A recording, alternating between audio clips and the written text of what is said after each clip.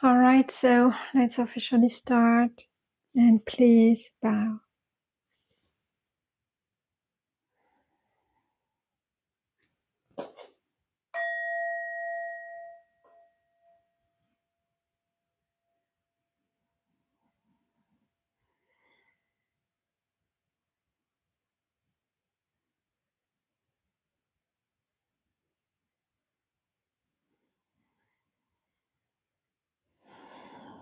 I would like to invite you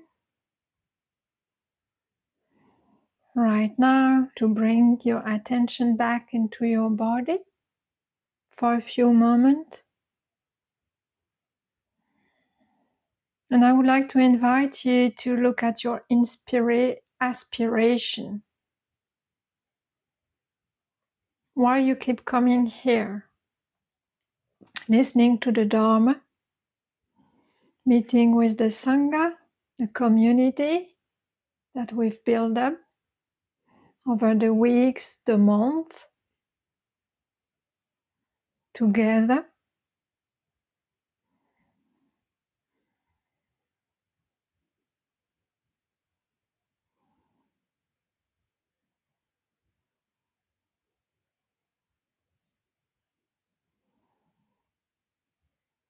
Around the Buddha's teachings.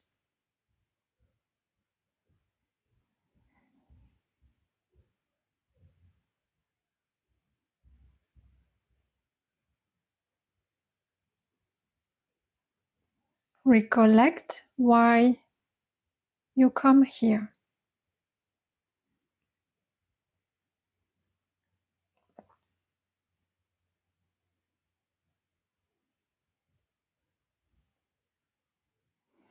It might be simply to find a way to reduce suffering, the aspiration for full enlightenment, liberation of the heart,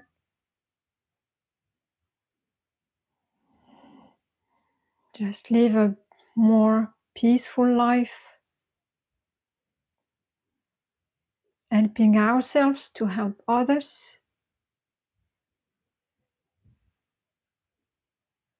It might be just discovering another understanding about life, our experience.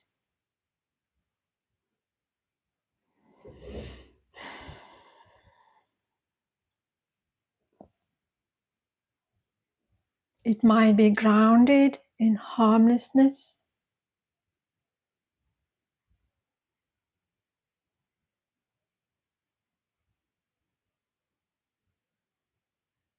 selflessness.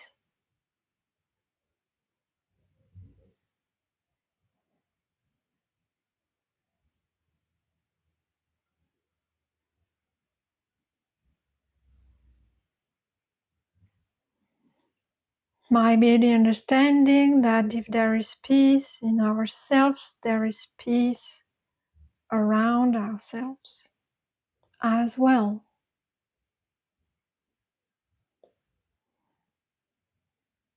Might just be curiosity, searching for answers.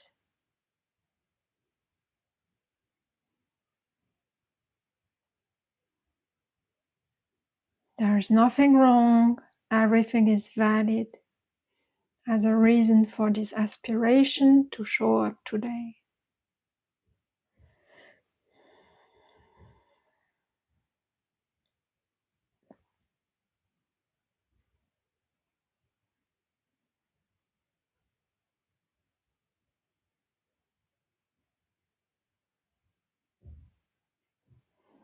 It might be the realization that living a life based on virtues brings benefits for ourselves and others. That cultivation of mindfulness awareness helps us to reduce suffering, bring us well-being in our everyday life.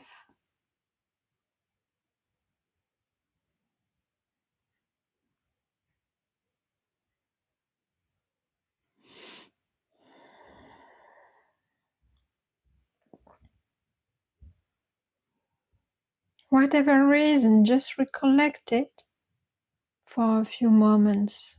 Connect with that aspiration.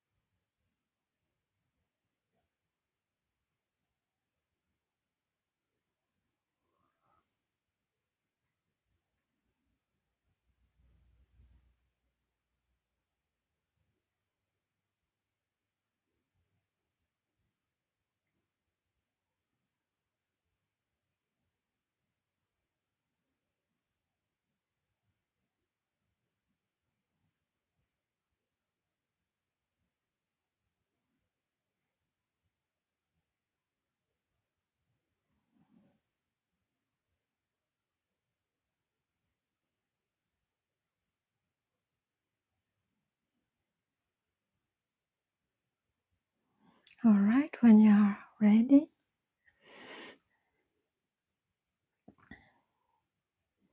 can just bow to yourself.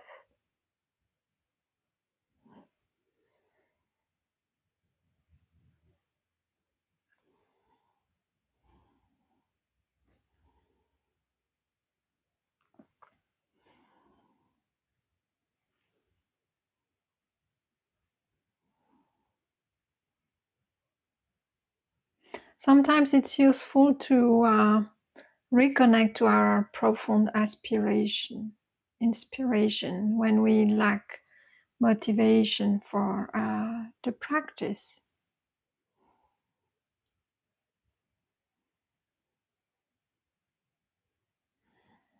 We recollect the benefits of the practice, if any. Maybe how it has changed our lives, maybe just a little bit if we've just started, or completely radically change our lives.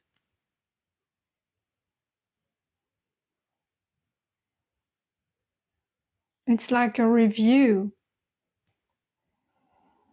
of the past weeks, of the past months, of where we were when there was no mindfulness awareness at all,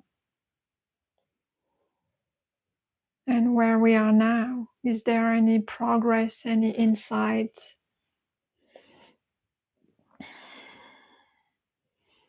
Or yeah,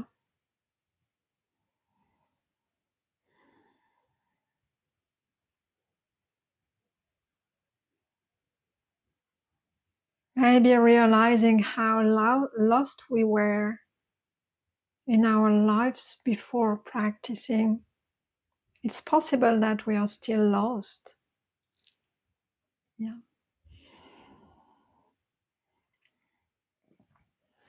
It's not to, but don't use it as a way to say, oh, okay, I'm not good enough at meditating because my life hasn't improved that much.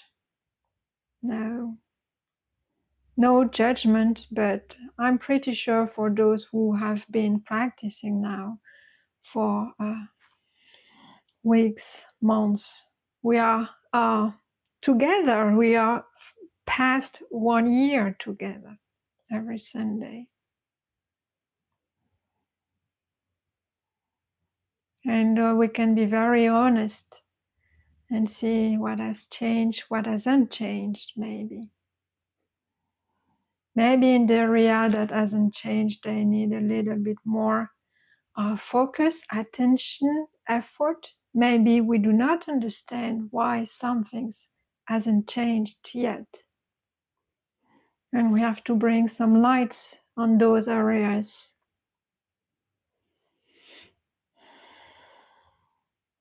All right, so sometimes reconnecting to our deep aspiration for harmlessness, mindfulness, selflessness can help bring us back to the cushion, to sitting, and to the practice.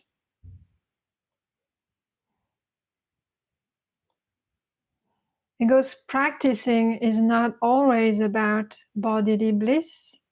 It's not always about peace of mind. It needs courage, it needs energy, it needs dedication, it needs commitment. It needs faith in the teaching of the Buddha. And at the beginning, if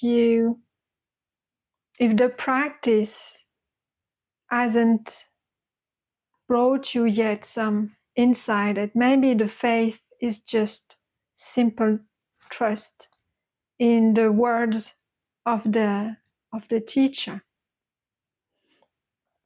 Maybe because you recognize in the teacher, in your master, in the person you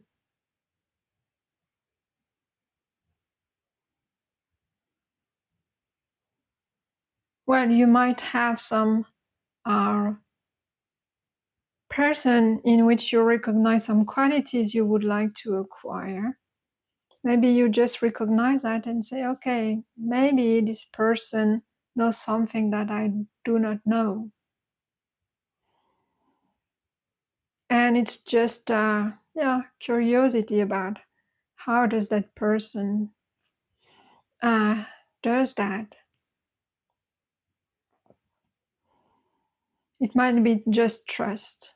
Normally with the practice, as insights and understanding develops, there is really strong faith into the Buddha's teaching, saying, yes, there is a method, and what has been described as said in theory, I could experience it myself with direct knowledge. So, the Buddha was right. This I see it also clearly.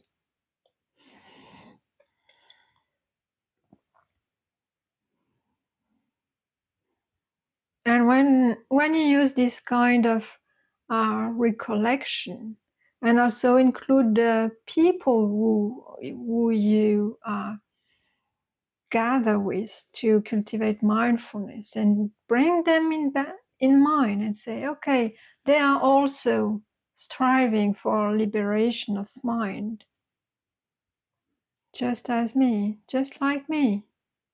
Bring them to mind, not only on Sundays, but also whenever you have difficulty with sitting. Say, yeah, they are practicing too. Let's join them. Let's join them. You reconnect with them in your heart.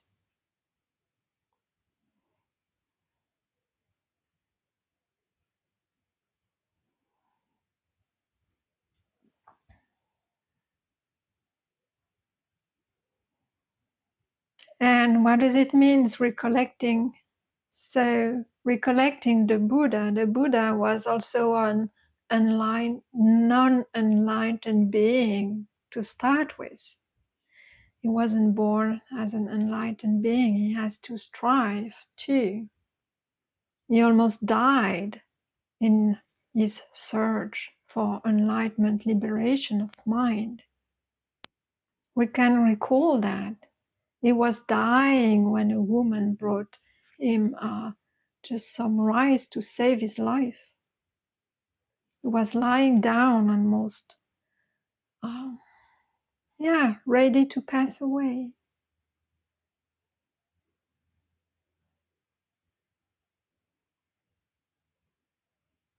And some he was so thin. So sometimes there is this representation of, I don't know if you've ever seen that, but there are some statues of the Buddha who actually is so thin that you can see his rib bones.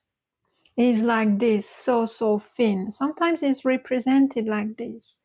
So that was in his quest. He had these ascetics practices, which it was almost no eating food at all. He tried different methods before elaborating the Noble Eightfold Path. So he almost died of malnutrition. A woman saved him. So we can recollect that. And then his resolve also to sit until he could find liberation of heart, enlightenment. It said 49 days sitting, resolve. How hard is that? And we are grateful that he did. So when we collect his own effort in discovering again the path to enlightenment, then something, if we are really honest, if we recognize this effort, how much pain he went through, for us today to have this Noble Eightfold Path, this method to apply and to reduce our suffering. And all the people also who actually, from the Buddha's time until now, who have developed this Noble Eightfold Path, the meditation, who also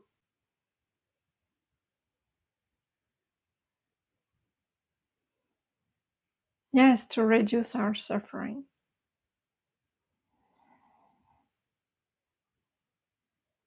So when we recollect that, something also opens and we say, okay, I will sit. I will sit too.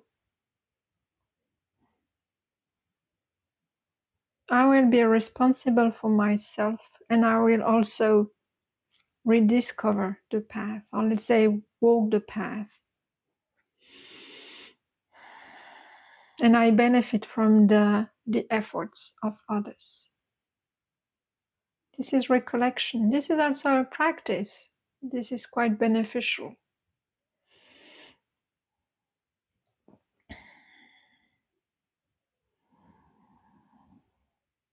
So that was a short reflection. Is there any question you would like to ask today regarding the practice, or any question about the theory, Buddha's teachings? You are allowed to not have any questions, so don't feel guilty if you do not have, please. You don't have to feel the silence.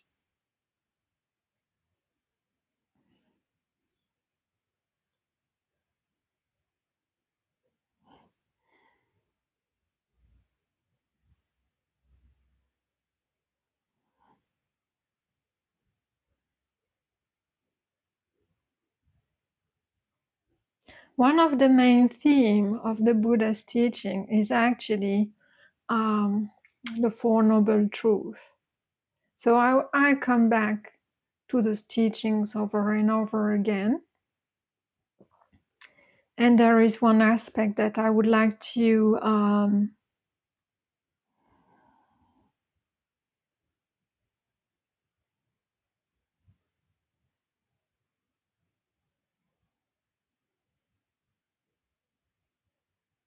too present to you.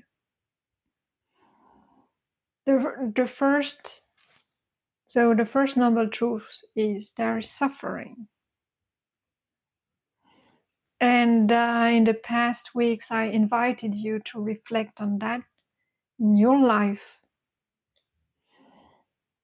to look at your suffering.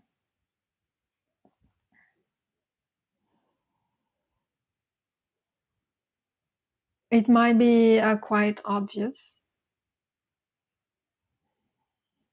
So suffering, being born is suffering because you will grow old, get sick, age, and die.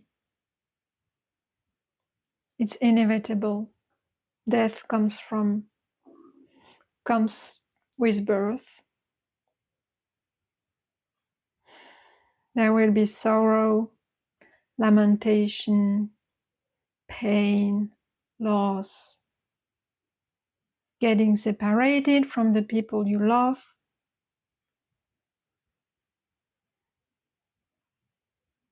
getting in touch with people you don't like,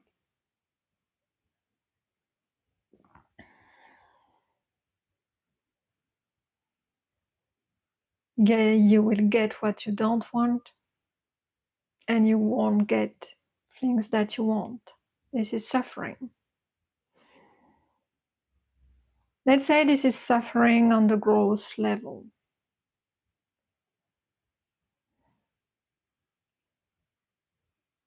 But I would say that putting it as number one, as a noble truth, then fundamentally, maybe when you realize and contemplate it in your life,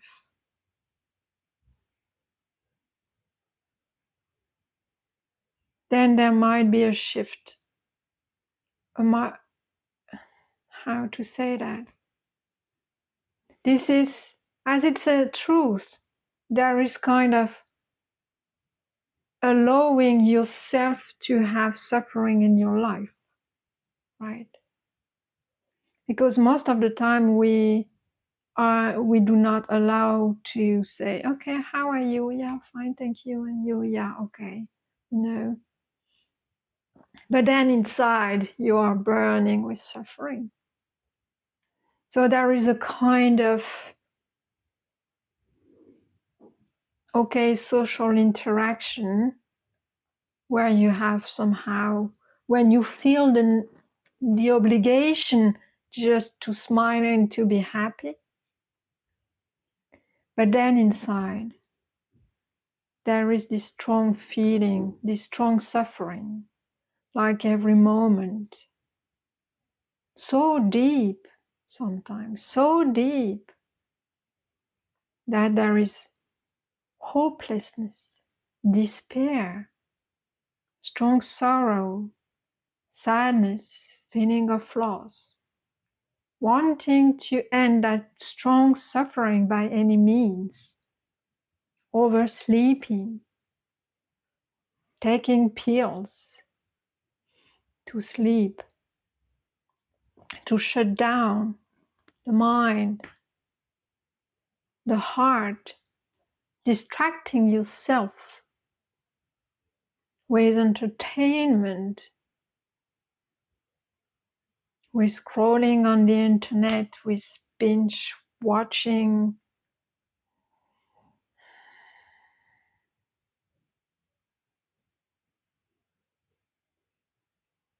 just hoping for the moment when this suffering will stop.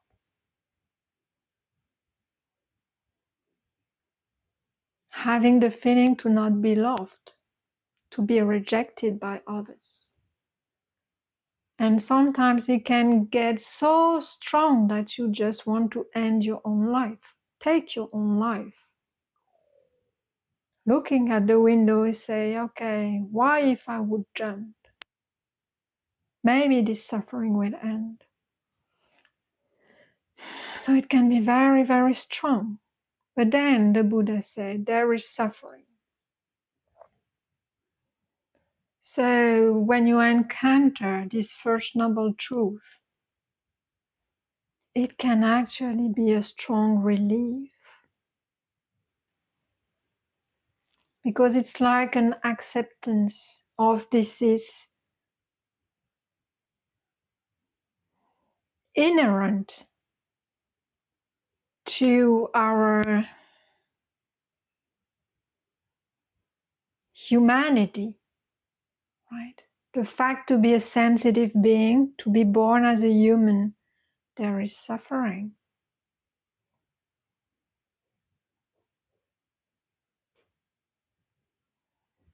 And I don't know for you, but it feels to me that once someone tells you, this is a noble truth, there is suffering, this is common for every sentient being which is not fully enlightened, then something opens. I'm not that, and then, of course, if we talk about a personal perspective, I'm not that strange. I'm not the only one. Every sentient beings, every sensitive beings is actually suffering. It's not only me. This strong anxiety and unsatisfactoriness actually comes with being born as a human being. So it can be very liberating, this noble truth, when contemplated. And so this is the gross aspect of it. And then when you open and look into the life of everyone, and you realize that there is pain also. Even the guy you don't like will lose his mother. It will be pain. It will be painful. Or maybe he will lose some physical abilities. He also has some painful feelings in his body. There is also suffering. He also loses things that he likes. You don't like him, but still there is suffering in him. The way he reacts, then maybe you do not like it, but that doesn't mean that he's not suffering.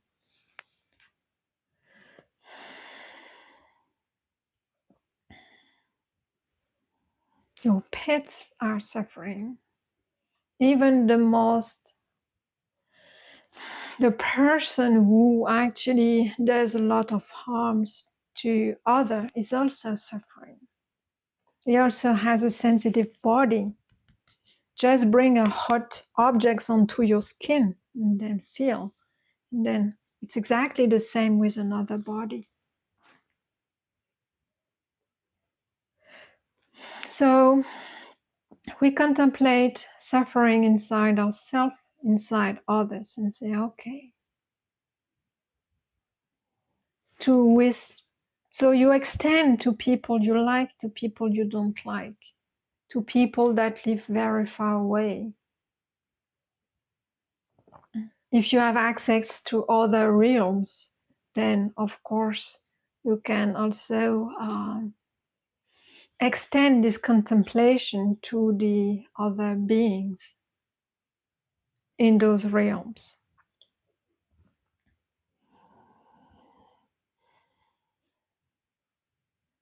Or on other planets.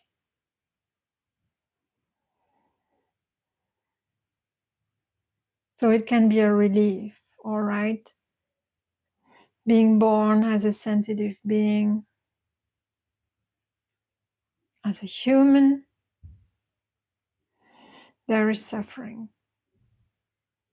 Okay, there is suffering. There is suffering.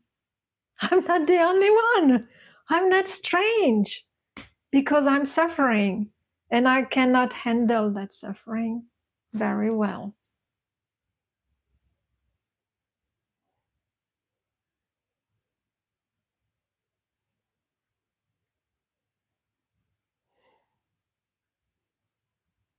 My boss is also suffering. If he has bowel issues, suffering. Yeah, maybe he's tired too. He's annoyed. He has anger in him. Suffering. Suffers also. He suffers also. My brother in suffering. Right? My sister in suffering. We have that in common.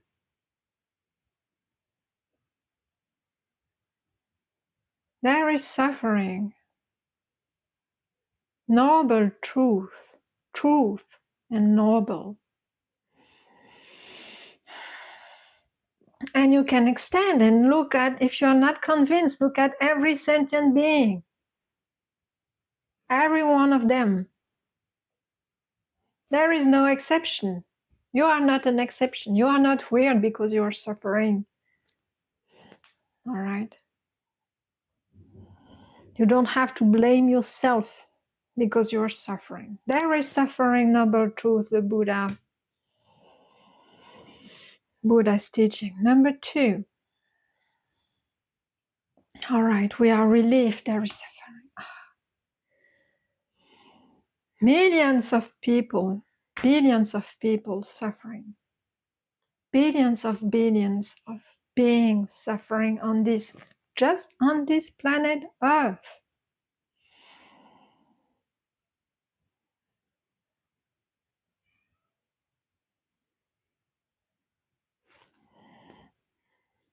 And my cat is suffering, is calling to get out. I will open the door to him. And then I come back. Then we can reflect on the second noble truth.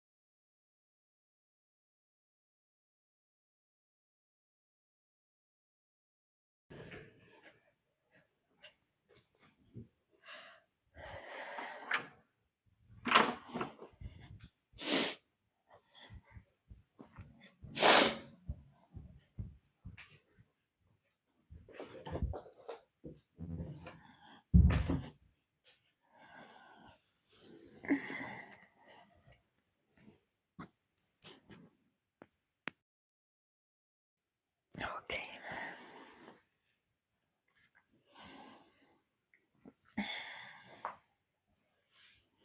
And concerning the first noble truth, well, the pain, the mind will start to say, yeah, maybe, but his life is easier than mine because he's rich, because he doesn't have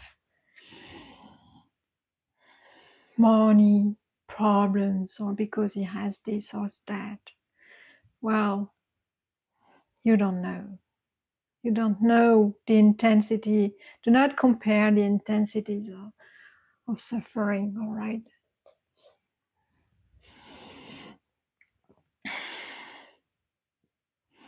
All right, first noble truth, they can be relief.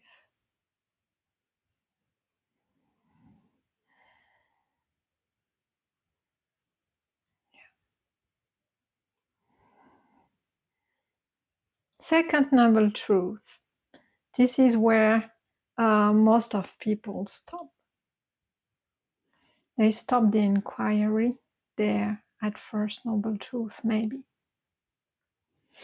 Second noble truth, and this is where it necessitates courage and honesty. Second noble truth, the origin of suffering. Craving for sensual pleasures, craving for being, and craving for non-being. Three kinds of craving.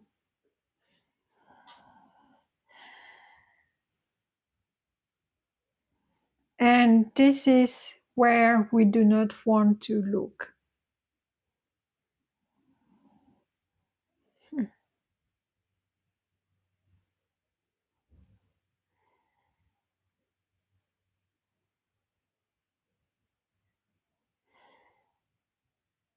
We do not want to look at greed, at hatred, and at our delusion, ignorance.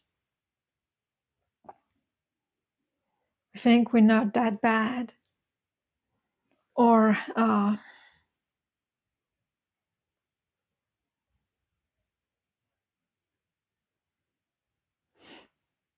take just a little bit more because I had such a hard day today. All right.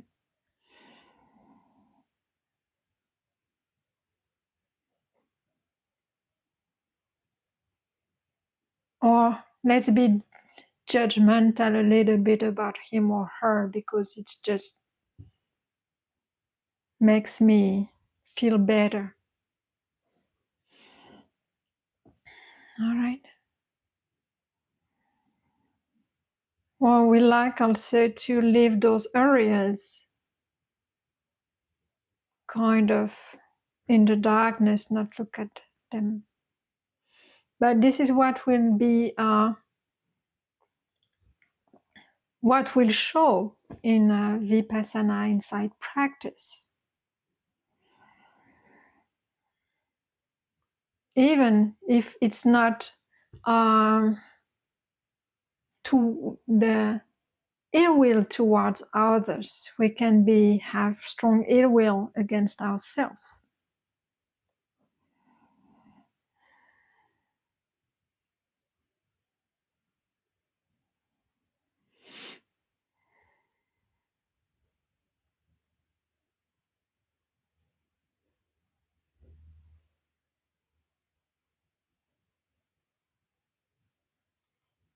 Or it looks like it doesn't concern me.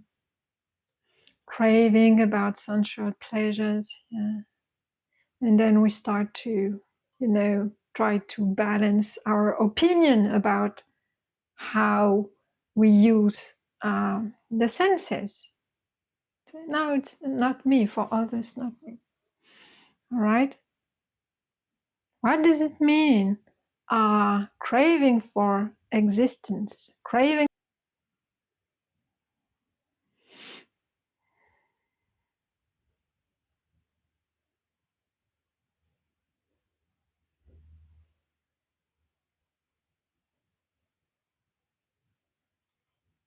Or it looks like it doesn't concern me. Craving about sensual pleasures, yeah. And then we start to, try to balance our opinion about how we use the senses. No, it's not me, for others, not me. All right? What does it mean? Craving for existence, craving for being. Then this is where the insight practice, Vipassana, looking at the mind states, comes into play. This is where you can see how the feelings that you have regarding different sense objects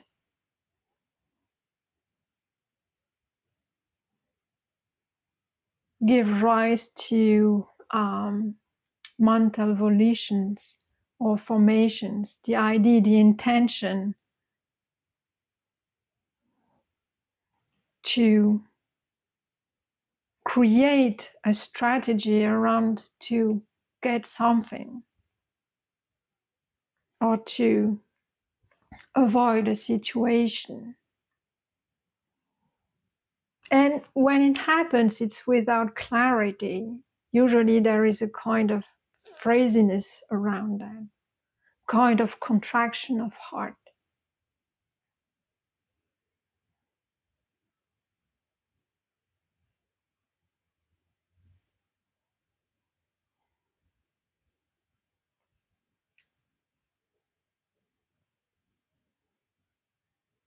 And stress associated to that.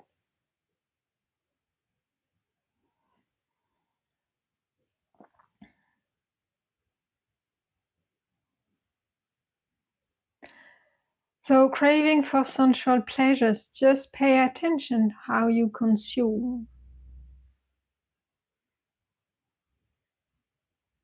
around the five senses and around the six senses. The mind,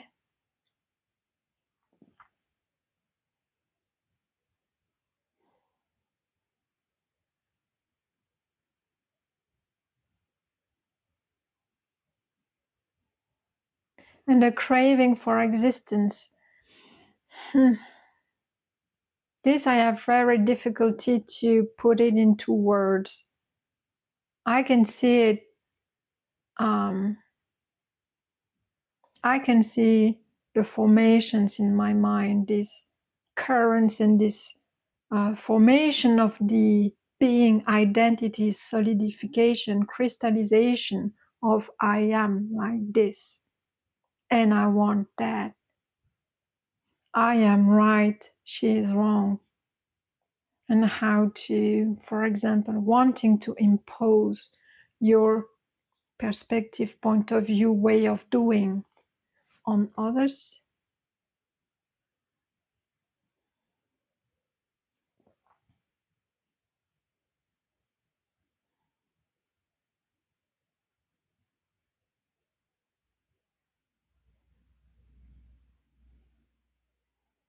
But this you have to discover by yourself through the practice. I will come at some point with maybe proper words around that.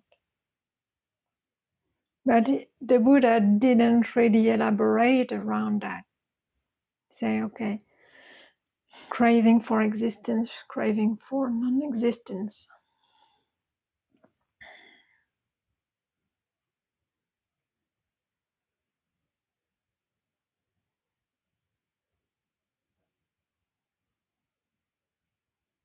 Some call it ego formation.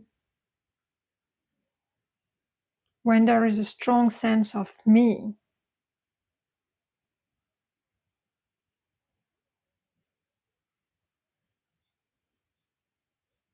and a strong sense of possessiveness.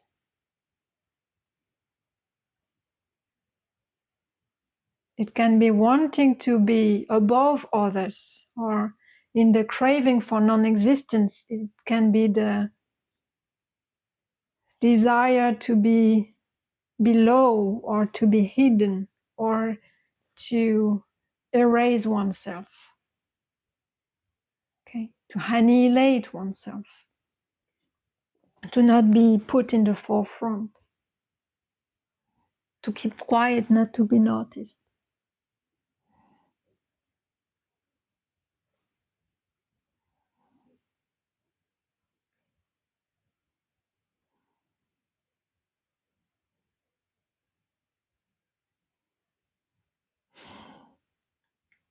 And the third noble truth is the,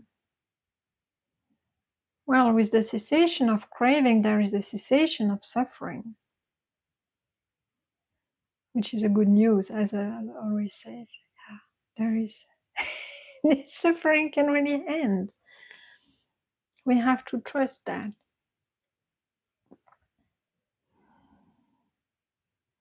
Okay, so in the Buddhist, in the Pali Canon, it's really the word cessation that is used, or it's also used letting go, not that much. It's really the relinquishment of craving, fading away, disappearance.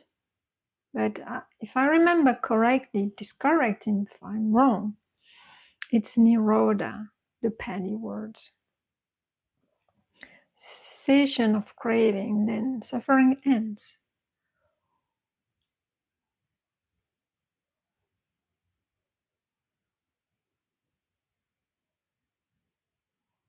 And how cessation occurs? Well, development of the Noble Eightfold Path. Okay, so actually, in those Four Noble Truths, this is actually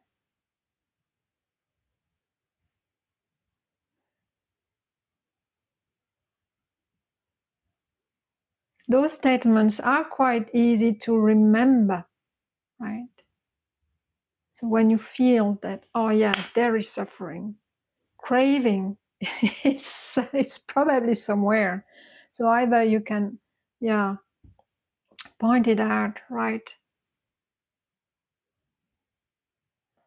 there on the spot, and say, okay, I remember with cessation of craving, cessation of suffering. How to do that? Then you apply antidotes, methods of the Noble Eightfold Path, and then if it ceases, if the craving ceases, then look if suffering is still there. Oh no, suffering is gone. Okay, I've let that go. This has faded away, and now that it's no longer there, it's feeling like this. The mind has another quality. There is no longer grasping, holding, and it feels more open. All right, but you have to take responsibility. You have to look at, you have to sit to develop mindfulness, for foundations of mindfulness, do insight practice, and look at that.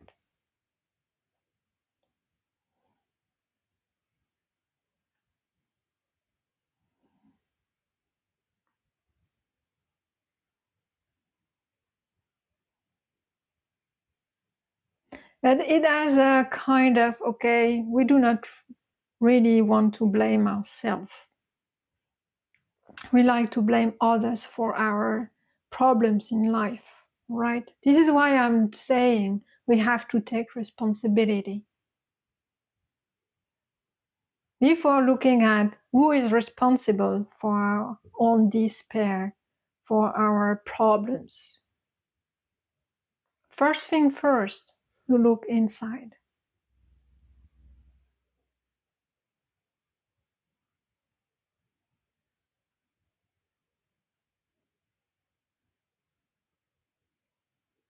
When you are triggered by someone else's words, first thing first, look your own reactivity, your own rising of ill will maybe for that person. How the sense of me suddenly is created. How does she dare talking to me like this? See? But it's just hearing.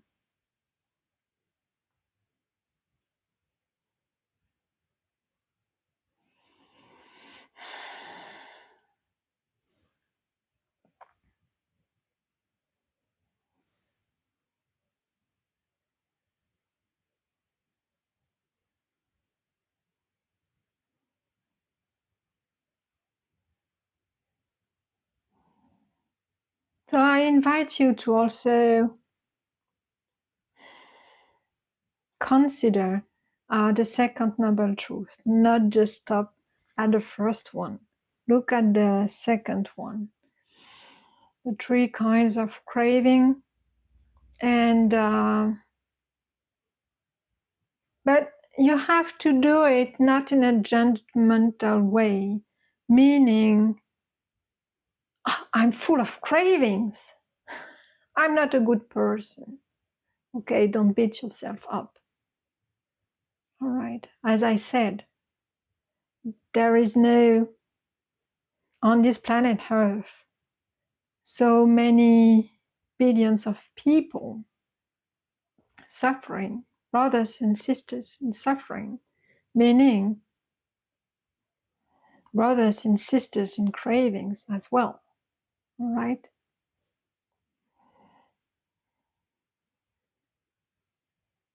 This is how it works. This is why you are born in the first place, because of this craving, actually. This craving for existence is actually what brought you back, being reborn.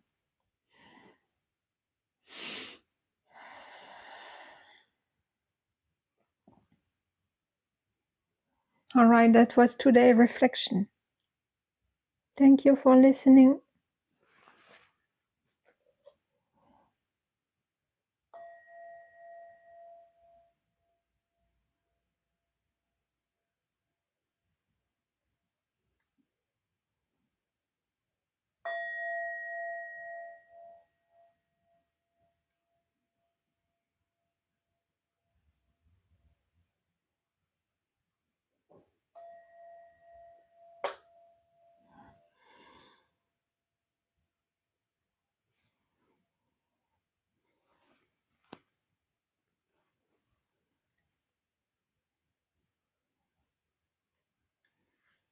So there was a comment which says, I always try to come back to the present moment in order to suffer less.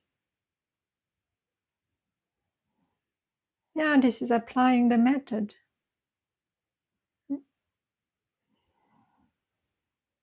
Come back to the present moment is another word for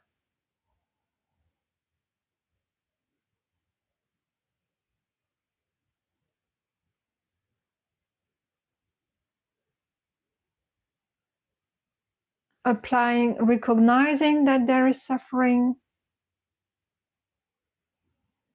and there is the understanding that there is suffering, and there is the understanding that there is a way. That just looking at maybe what is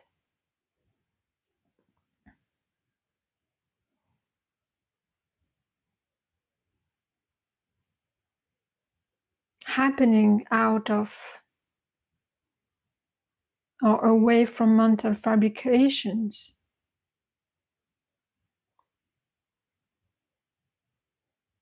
helps actually to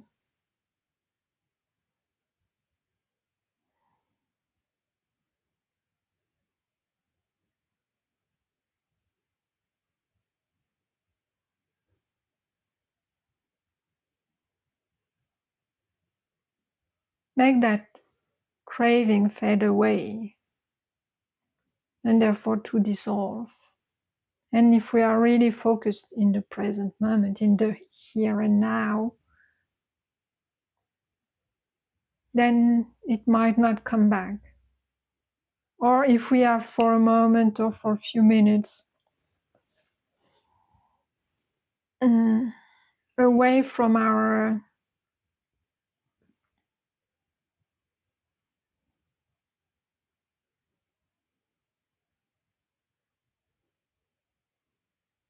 for being in our body, then the suffering can come back. And then you say, oh, okay, you feel it, and then you say, okay, again, let's come back into the body. Yeah. It's great. I have another comment which says it's great to contemplate about the Four Noble Truths. Understanding of the Four Noble Truths already changes with our perceptions. It's maturing in us. This I see in me.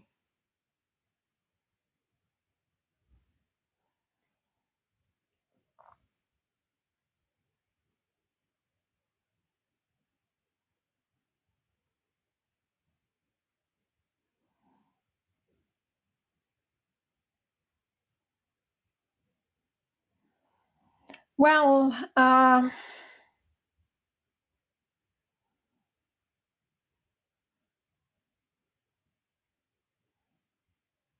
would say it would be better if the understanding of the Four Noble Truths wouldn't change with our perceptions.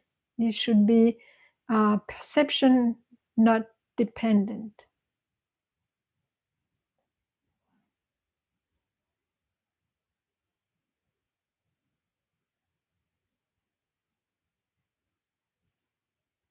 So the understanding shouldn't change with our perception. I don't even know how it can change with our perceptions, actually.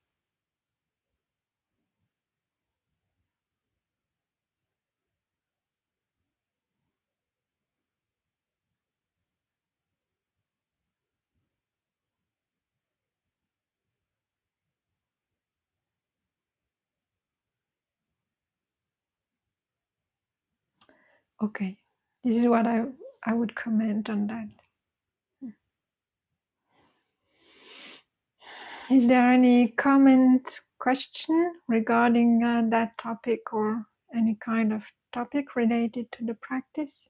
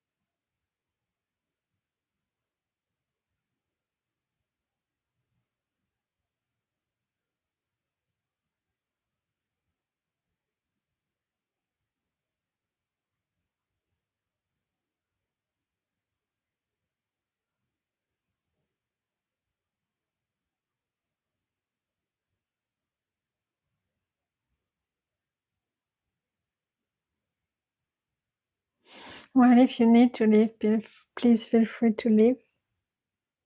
If you want to stay for a few moments, you can stay.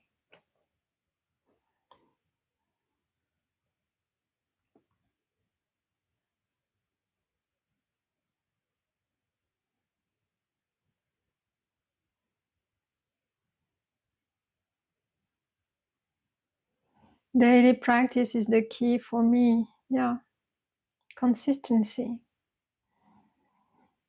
Because in between two sitting, you do not, let the mind wander too much.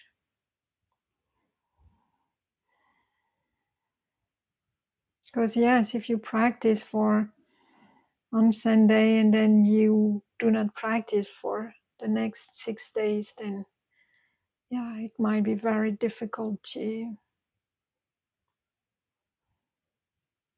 I don't see how it's possible to make then changes in your life. Yes, it's training.